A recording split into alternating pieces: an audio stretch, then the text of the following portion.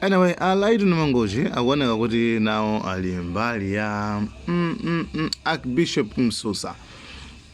What is wrong, no matter how many people pretend that it is right. And no matter how powerful somebody wants to pretend, what is wrong, period. Kunyauda koseku, kubolobosha English, ndi sukuru za Katolika. Zimene tinaphunzira kudzera pa Mangochi boma. Ku St. Augustine 1, St. Augustine 2, St. Augustine 3. Iyo zinali sukuru zomangidwa ndi mpingo wa Katolika. Amalawi lero lino tikudabwa kuti Archbishop Thomas Msusa akulankhula zokhudza ripoti la ndege la feki la imfa ya Chilima ndi anthu ena 8 ku Chikangawa. Moses Kunkuyu akubwera kayama mwemo wanjikaya. Akubwera nkumaza yankhula kunena kuti Archbishop Msusa asiya kukhulupirira azibusa anzake amene anali mu Commission of Inquiry. Ndizibwana kwambiri Moses ndiwe chitsere kwete, ndiwe chitsiru Moses kumene uliko.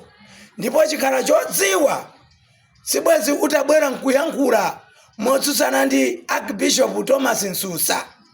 Iwe ndi mtakati nambala 1 ulankhule kumene unayika black box.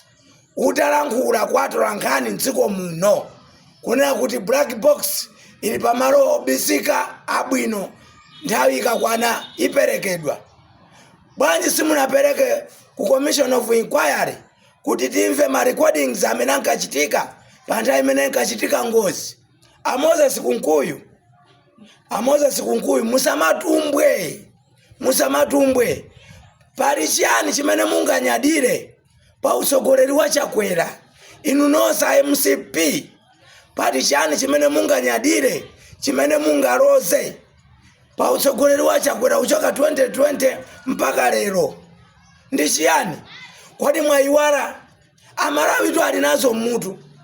Mwampanga zingati Chilima asanamwalire zitonzo?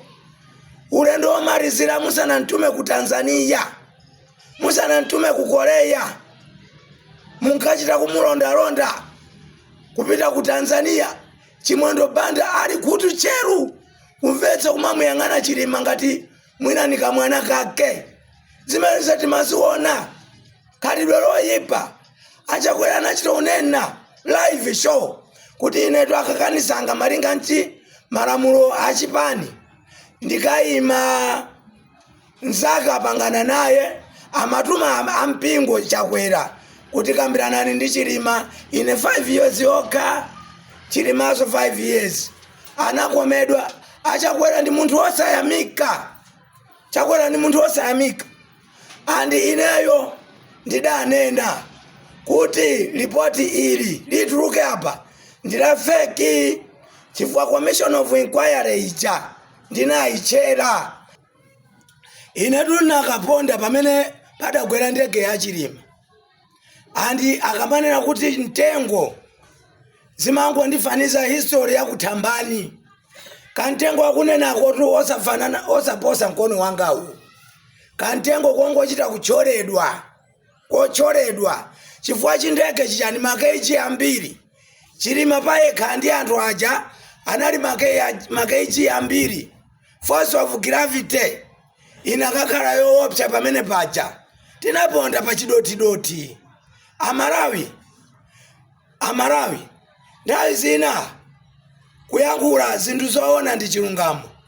Ino amene mapangisa press briefing lero zitsiru mukuzicha ndinu amipingo ino. Mpingo wanji wopanda introduction. Ndikuthokoza iwe Ntulangani unafusa fuso kuti ni mpingo wanji kuchita manage ukaitanisa press briefing. Ndikulankhula malo aja ndi hotelo ndalama zambirimbiri. Awa pasani ndani ndalamba zachoka kwa ndani atakata amenewa. Palibe tuchonyadira MCP. Palibe. Muone even background patangotuluka ripoti lija. Anthu asiya kuvala uniform za MCP. akuchita manyazi, amakuwida amaendo wa uyo ndi mayina aja mmadziwa. Amalawi, ino Archbishop Nsusa musanjenjemere wina aliyense, langulani kuzoona. Komanso a Bishop Martin Ntumbuka ndimakunyadirani kwambiri mukamayankhula mupitirize kunena chilungamo. A Bishop Ntumbuka pitirizani kuti yankhula chilungamo m'machalichi, lalikirani anthu zoona zake. Chakwera ndi wolephera. Ntchito zambiri zimene ankachita Akatolika, masukulu, zipatala, Kamuzu Banda anapangira. Kamuzu Banda mukati mufufuze mu history sana mange masukulu okwana wose awa ndi Akatolika. Chitukuko chimayamba ndi Katolika. Amalawi musa like, share, Malawian cameras, right.